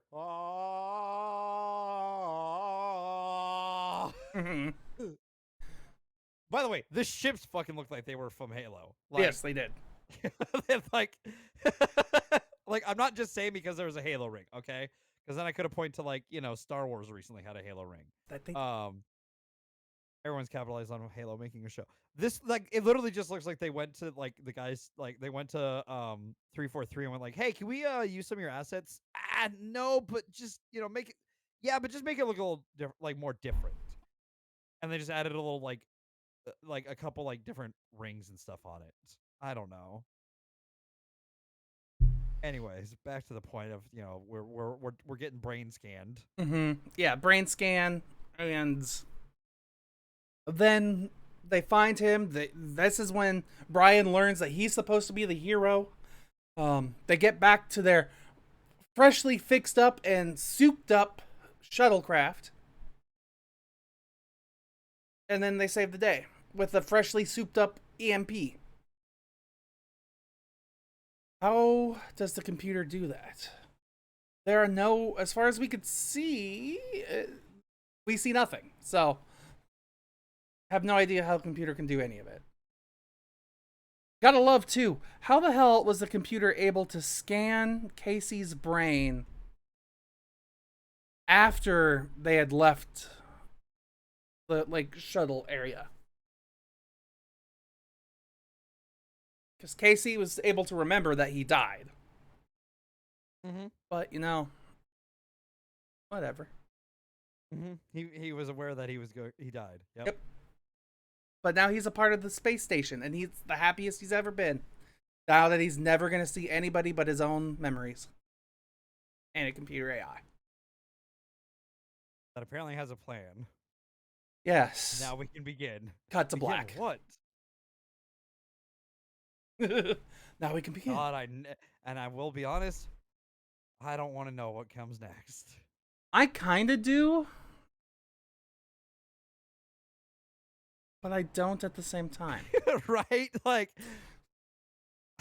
it's at a point where, like, okay, what does happen next? But at the same time, I'm like, I don't know if I want to know. Like, I don't know if I want to go back to this and, like, experience more of this shit. Because I'm going to fucking lose my mind if we end up in, like, some fucking Moonfall 2. Like, War of the Worlds.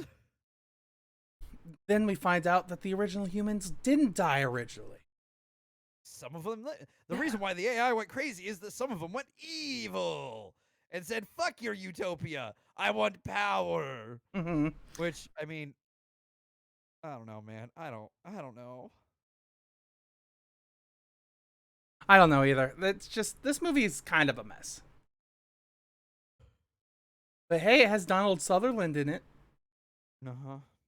For 5 minutes. Less than 5 minutes. 2 minutes. Probably.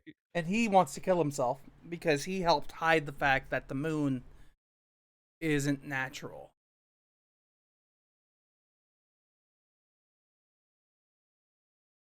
Speaking of which, didn't he say that they found lights underneath the surface of the moon when they landed? Why have we never seen the lights? Whatever. It was on the dark side of the moon. Sure. But, sure. Never mind how physics works.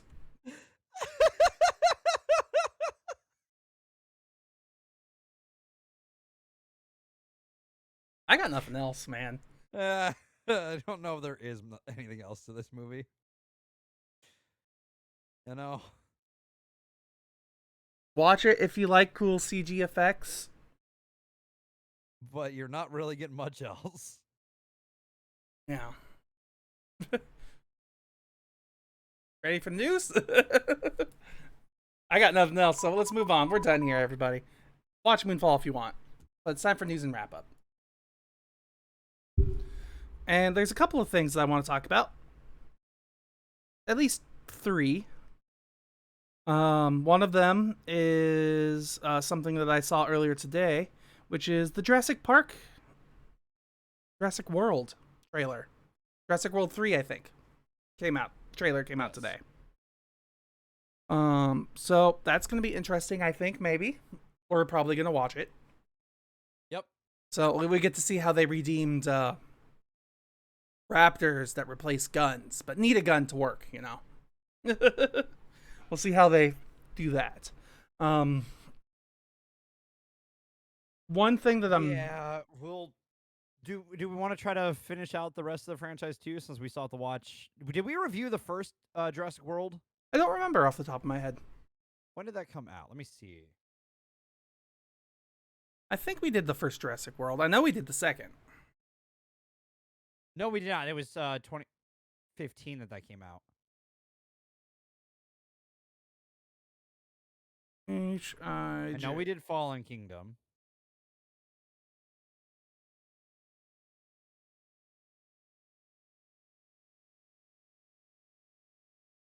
Yeah, we did Jurassic World.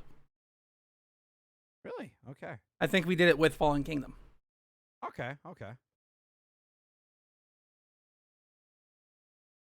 Yeah, maybe we could do a week of doing Jurassic Park and Jurassic World Lost World, and then maybe Jurassic Park 3 with Fallen Kingdom or with World Domination Maybe. or Dominion. I have no idea what it's called. I just know the trailer released Jurassic today. World Dominion. Dominion. Dominion. Okay. Whatever. Not the best title. No, it's not. And I did watch the trailer. Let's say Jay seemed really excited about it. Jay's like, "Oh, this is good." I see why he's excited, but I'm more looking at it from where we left off. Okay. My only thing that I will point out so far is it looks like there's more dinosaurs than where we left off. Oh, like okay, they've mated somehow. Well, there was always two Tyrannosaurus Rexes loose, yelling at lions. It's fine. Whatever. Anything else you want to talk about on this topic? Other than it's coming out and we're probably going to see it. I'm good on that. Okay. Next topic. Apparently, we talked about it when the Spider-Man movie came out, the most recent one. It's like, man, they should cast a Madam Web. Well, they have. Right. Yeah, Yes. I pointed that out. Yes. They have decided, and by they, I mean Sony and Marvel, have decided that Dakota Johnson is going to be cast as Madam Web. And if you don't know that name, it's because you haven't watched 50 Shades of Grey. She's been in other stuff. I know. But still, like, let's see. Dakota. Oops. I can't type. Dakota Johnson. She has been in. What's something that we have talked about? Oh, El Royale. That's right. We talked about El Royale. She was in 21 Jump Street. We haven't done that yet, though. No. So. That's why it wasn't off the top of my head. I knew there was a movie review that she's been in, though.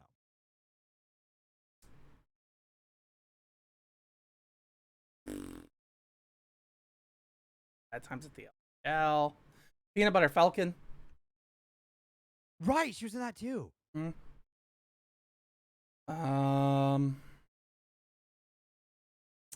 Yeah, but she's gonna be our Madam Web, which might be interesting. Maybe. Not the direction I expected. Because Madam Web is usually, like ancient. Yeah, not ancient, but older. Like I said, I mean, what's her name? Goddamn, blank on her name. Cruella. Emma Stone. No, other one. I know what you're talking about, but I can't. Now that you've mentioned it, I can't name it. She would have been a great Madam Web. She was my fan cast for Madam Web. Okay, I could see that. I know she's already technically been in Marvel as, Nova. But that Nova's probably dead. And multiverse.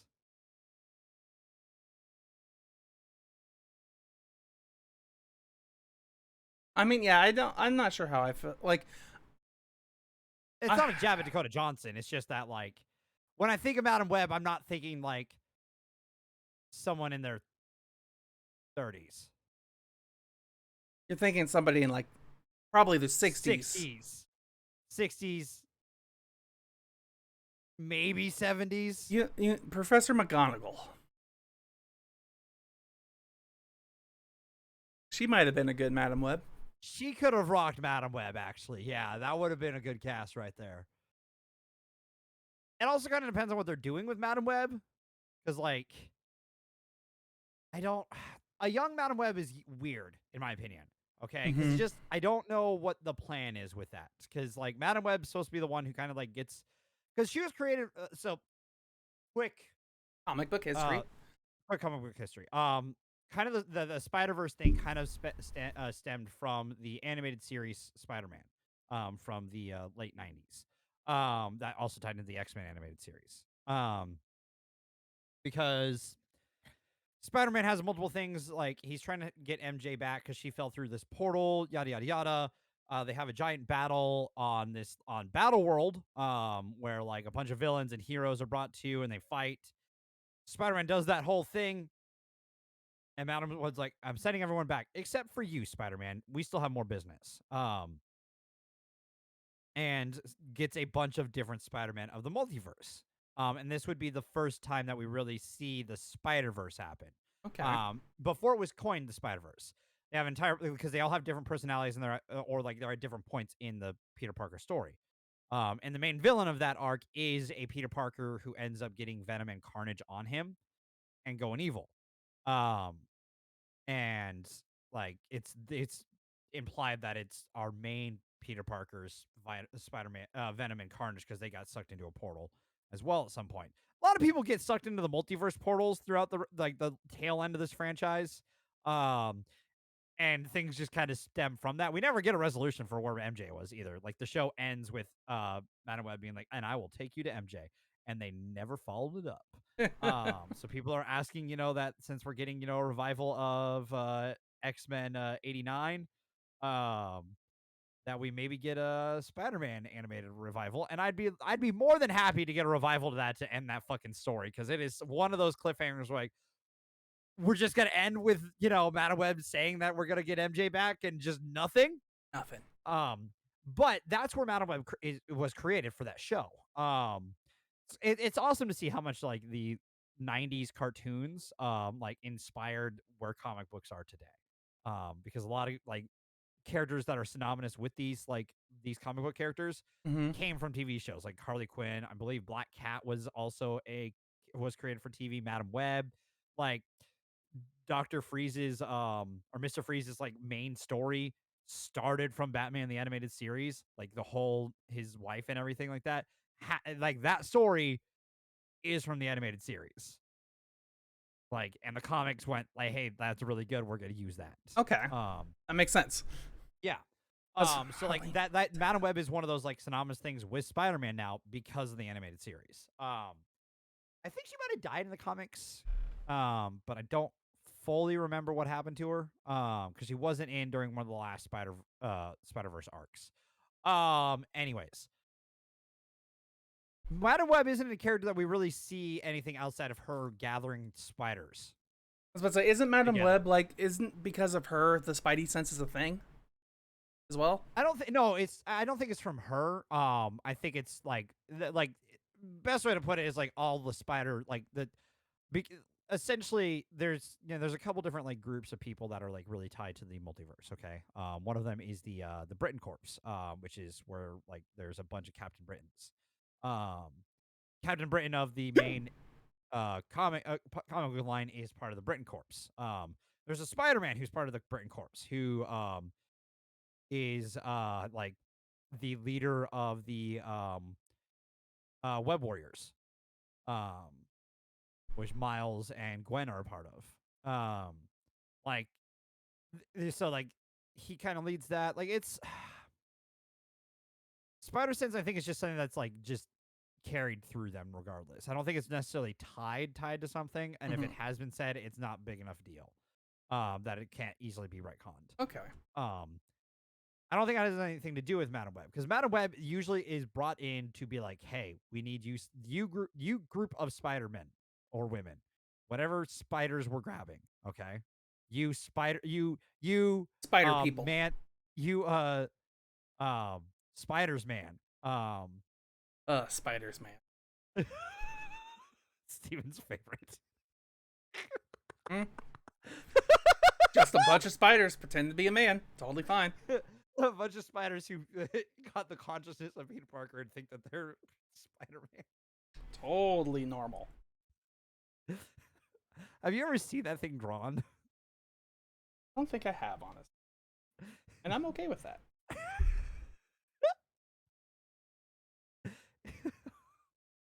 It's like Spider-Man, but like with extra waves on him, like all over. Just all over the place. Just yeah, it's that's ridiculous. Because it's like it's zoomed out. but they kind of draw in a way that you could see that as like a bunch of things. Yes. So that's I don't know what they're gonna do with it. With Dakota Johnson doesn't make a ton of sense for me. Not because she's not a good actress, but more because like she's not who I would cast as Madam Web.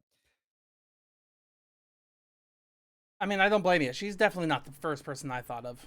She's not the last person I thought of either, obviously. But she's there. She's the person that's been cast. So. Yep. Anything else about this topic that you want to talk about? No, I'm good. Okay. I have two other things. This next one will probably be short. I'm excited for Futurama coming back. My only thing that I'm worried about is they haven't confirmed that Joe DiMaggio is going to come back. And he's Bender. Like... I believe he said he isn't coming back. Okay. So, that's going to be interesting and disappointing simultaneously. So, yeah. But I'm still like, I liked Futurama. Just because they're adding another season to it doesn't mean that they're going to ruin the old Futurama. I could still enjoy the old Futurama without enjoying the new. So, right. I'm going to be excited. I like the stuff. They still have Matt Groening. They have David X. Cohen. They have most of the writing staff, I believe, and most of the voicing staff. So it's going to be close. It's just now done through Hulu. And I can't wait, I guess. It'll be soon. I don't know when they're going to release it, but it's coming out, and I'm going to watch it. I know that for a fact. That's fair. Yeah. I might watch it. I don't know. And then that was the Futurama news. The only other thing I want to talk about today, as spoiler-free as possible, what was your opinion on the Book of Boba Fett? You mean Mandalorian season 2.5? Yes. Which is I can't remember who I saw post that, but I saw that. I'm like, yeah, that's kind of what this is. Man, really tired of Tatooine. I'm disappointed in the sense that like this needed to be more Boba. A lot more Boba. Especially the last 3 episodes. But at the same time, we got some really cool shit in this. We've expanded the Tusken Raiders a little bit, which was cool. Like, no one has ever done that. I mean, that was cool, but that was also the major Boba episodes. Like, right. Like, I don't mind learning about... That should have been the show of Boba Fett. Yeah, that should... It's just that storyline. Honestly. Just get us... Yeah. Because, like... And we got some cool stuff, like, I can't remember how it's in. Black Castian? Kersantin. Kersantin, thank you. We got him in there. We got Cad Bane and some other shit. Like, it's cool shit. And, it's right in my fucking alley in the stuff of being like, oh, this is cool to watch. Mm-hmm. But at the same time, it's not what I wanted. Yeah. I wouldn't say it's bad necessarily. It's just not what it should have been. This should have literally just been Mandalorian season 3. I kind of agree with that. Like, they brought every character from The Mandalorian back into Boba Fett. And what's going to make it worse, I feel like, is May 25th, they're releasing Obi-Wan Kenobi, which also takes place on Tatooine. So obviously we're going to get Boba Fett meets Grogu meets Obi-Wan Kenobi. Like... Well, no, because they're not at the same time. Says you. Says the fact that Obi-Wan is dead by the time Mandalorian and Boba Fett take place.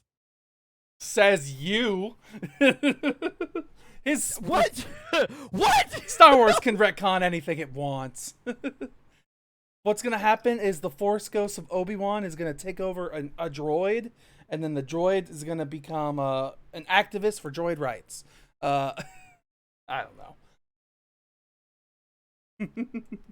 What? I don't know. But still, like... Oh, there's a cat in my room now. Yeah, I was very disappointed with the Book of Boba Fett in the end, just because there wasn't enough Boba Fett. Like... Yeah, agreed. The first 4 episodes I liked. Then we got Mandalorian, episode 5 and 6. And episode 7 was okay.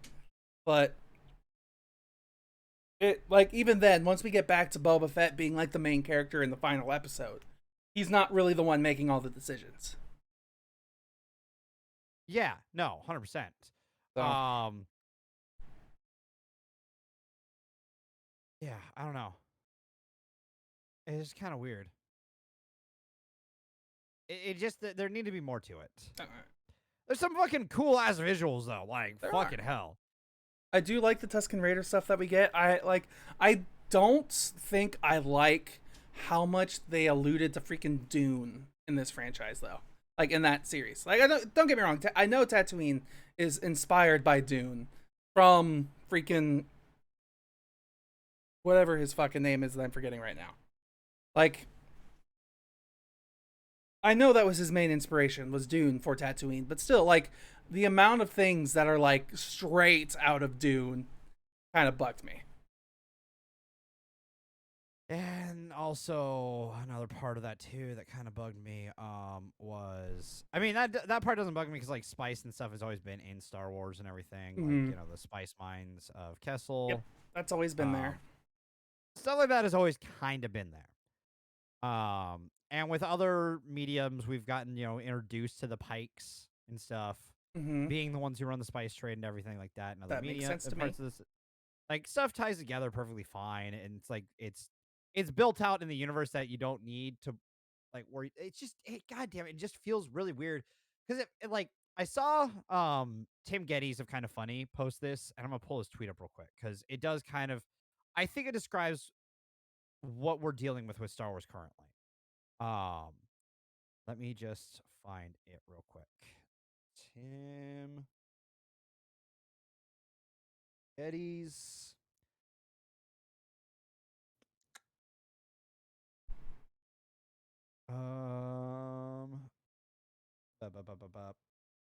Okay. This is what he's got. I'm gonna read pretty much all of what he put on these 3 tweets. Because it does explain our issue, like, kind of the issues with it right now.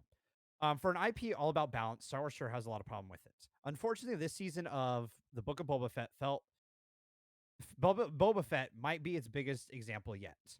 For multiple reasons, there are very few things I dread more than not liking a Star Wars thing. It bums me out that the only thing to get more and more challenging or impossible to achieve when the balance of the fan base is potentially are all as off as well. Fan service versus story, interconnected versus standalone, asking questions versus answering questions, quality versus quantity, legacy characters versus new characters, and now versus new legacy fillion characters. Original trilogy versus prequel trilogy versus sequel trilogy versus animated versus TV versus Legends versus etc. etc. And he's right. Like, Star Wars has a balance issue now because, like, people love Legends, so that's why the Book of Boba Fett was made. Like, Book of Boba Fett is literally because of Legends. Boba Fett is only alive because of Legends, because people like the character of Boba Fett from Legends. That, like, we have all these characters showing up from so many different eras. Like, we had Ahsoka, who is a legacy character from the animated shows. We have Luke, the character of the original trilogy. We have, like, just, there's so much in this.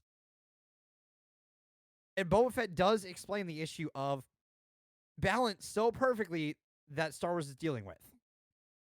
Because it is trying to tie so many things together while also trying to tell a standalone story that's also connected in ways too. And personal opinion, I think Mandalorian Season 1 did it the best for Star Wars. And probably not in the sense of it was definitely connected to the Star Wars universe. Because obviously, like, there's, still there's Empire remnants, stuff like that. But it didn't require us to be tied to everything. Yeah. Not that I don't want to see legacy characters show up and stuff like that. But, like we didn't need Ahsoka in this series at all. No. We didn't. No, not at all. technically we didn't need Luke based off of what we got, but people wanted to see... We didn't need the Grogu story. We didn't need Grogu at all. Yeah. We didn't need that part of the story at all in this. We didn't need any of like Din Djarin at all.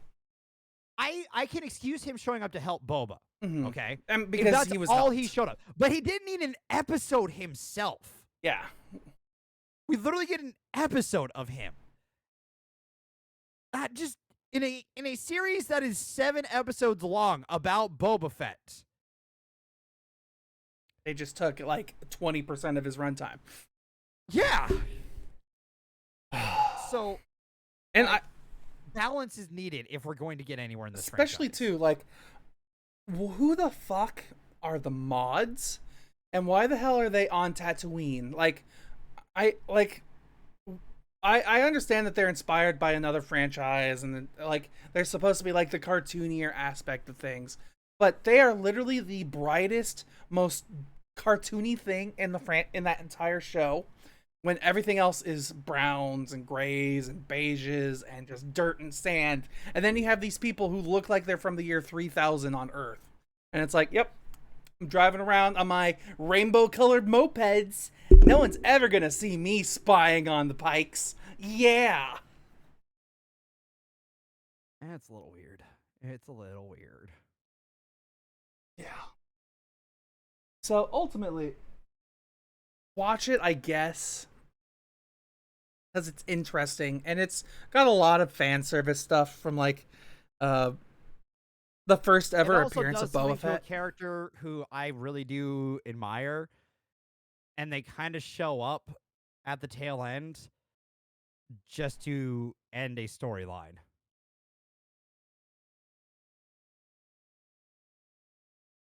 You know who I'm talking about? I think I do. And it feels like it's cool if you understand like everything that went into that, but like I feel like the only reason why I even can accept it on some level is because I know what Clone Wars was supposed to have in it, right? Because that was supposed to be a thing that happened in Clone Wars in the final season that got changed because they canceled the final season and then brought back the final season on Disney Plus to end it out. And like the final season we got is fantastic, but I really wish we would have gotten that part of the story. But anyways, it's just Star Wars is in a weird place, and it's got so much potential, but also so much holding it back. And a lot of what holds it back is the fan base. Because they're trying to please fucking everybody, and they need to just do shit that is fun in Star Wars. Like, I just had a hard time trying to remember Dave Filoni's last name. yeah? Yeah. For some reason, I was thinking Fillion. I might have said Fillion earlier, too, when I did my little like read of Tim's tweet. It was Filoni. Either way. It's Nathan Fillion and Dave Filoni. Yeah. How is Nathan Fillion not in Star Wars yet? He would be great. Like, he's literally like a modern Western star, basically. He'd be great in a Star Wars movie when it's all Western and samurai references, so I don't know why he's not. Yeah, Book of Boba Fett's weird. Like, it's not bad, but it's not great. It just exists. Seems to be a running theme for fucking Star Wars. God damn it. It's kind of like Star Wars Visions, honestly. It's a show that you could watch for entertainment value, maybe. Yeah. I still haven't finished Visions, actually. I still haven't finished Bad Batch. finished Bad Batch. I finished that one. At least what they have of it. You should finish Bad Batch, I think. You might enjoy it. Yeah, it's on my docket. I just haven't gotten to it. And there's another cameo in there that you might enjoy. Can you guess who?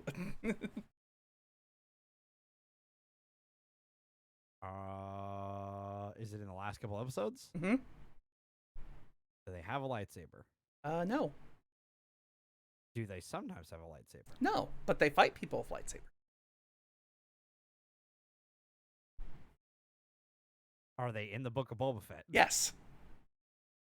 Doing the exact same thing in the Book of Boba Fett that they do in Bad Batch.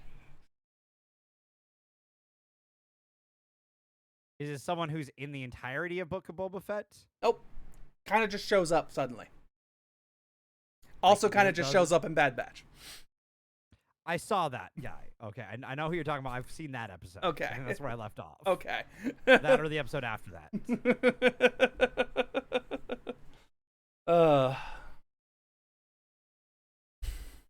Gotta love Star Wars. Uh-huh. Do you have anything else you want to talk about? No, I think we're good. Okay. I've got nothing else either. Oh, watch Legends of Vox Machina. That's kind of a fun show. On Amazon Prime.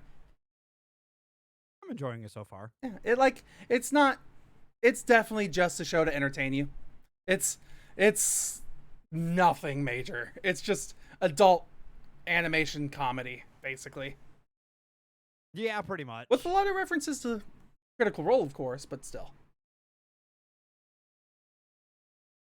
What else is there? Peacemaker episode comes out today. You'll need to catch up on Peacemaker. It's pretty silly. I like it's Peacemaker. really, really good. Yeah, I I'm enjoy honestly, it. I'm kind of waiting for it to be done, and then I'm just gonna binge it. Not a bad idea. Because I feel like that's kind of how I consume content better. Is being able to just like take a day, like if I have a day off, I can just take that day if I don't have to watch any movies or anything like that, and just binge something. Mm-hmm. That's how I do my like days off. Oh. Yeah, you can't moderate anything. You have to do it all at once. Yeah, it's really fucking annoying. Dude, it's really annoying when I start something, because then it's one of those things where it can literally cause me to go into that like what's the state called where you're like paused, because you know you have something to do later, something that like people with like ADHD and ADD deal with, where you're kind of like you know you have something coming up. Overload? Stasis? No, I don't know. Kind of stasis is kind of the right word. Where like people go into like a task stasis sort of thing, where they're like, I know I can be using this time to do other things, but I have that thing later. Mm-hmm. Sometimes when I have like a show on the backlog that I've started, it can create that like where I want to watch something. It puts me into that state of stasis where I don't like, if I'm not creating content, I'm trying to just watch something, I just go into a stasis mode sometimes where I'm like, I don't know what to consume. And I'm stun locked because like I do want to like watch One Piece, and I'm like, damn it, like I watch One Piece, I can't just watch one episode. I'm gonna watch multiple episodes. Oh, but what about Fire Force? You're still in season 2. I'm like, oh yeah, I could watch Fire Force, but at the same time, I feel like I have finished One Piece before I really dive into anything else right now. If I'm watching anime. What about Peacemaker? I'm like, if I start it, I know I'm gonna binge it because that's what I do with like shows like that, like Witcher and shit. What about Stranger Things? I haven't even with Stranger Things, that show, I haven't even finished the first season. I was in the finale of season 1 when I had to step away to do something else, and I never finished the finale. Damn. And now there's like 4 seasons of that show or something. I think it's releasing season 4. Okay. Just a lot. I literally have a list in my in the kitchen with all of the shows that I want to watch, other shows that I am watching, and there's a lot. I still want to see The Wheel of Time on Amazon Prime as well, because I've read those books at this point. I'm on book 4 of the Wheel of Time series, and each one of those books, at least the first 3 books, are like 20-hour long books. So right. I want to see The Wheel of Time. I put effort into it. I just haven't gotten into it yet. Right. Life is hard. And there's just a lot of shows. We just don't have enough time. Yep. And speaking of running out of time, we're done here. We've been live for 2 hours. Let's call it quits. Got it. Unless there's anything else you want to talk about, movie news wise. Next week's movies. I guess we can do that.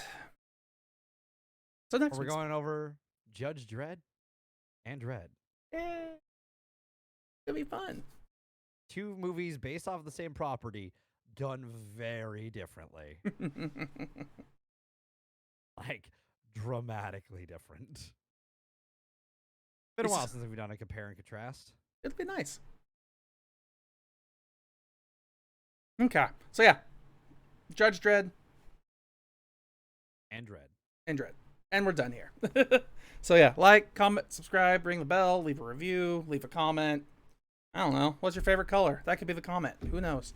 Do all the things. Yeah, do all the things. And until next time, we'll see you later. Bye, everybody. Judge, jury, executioner.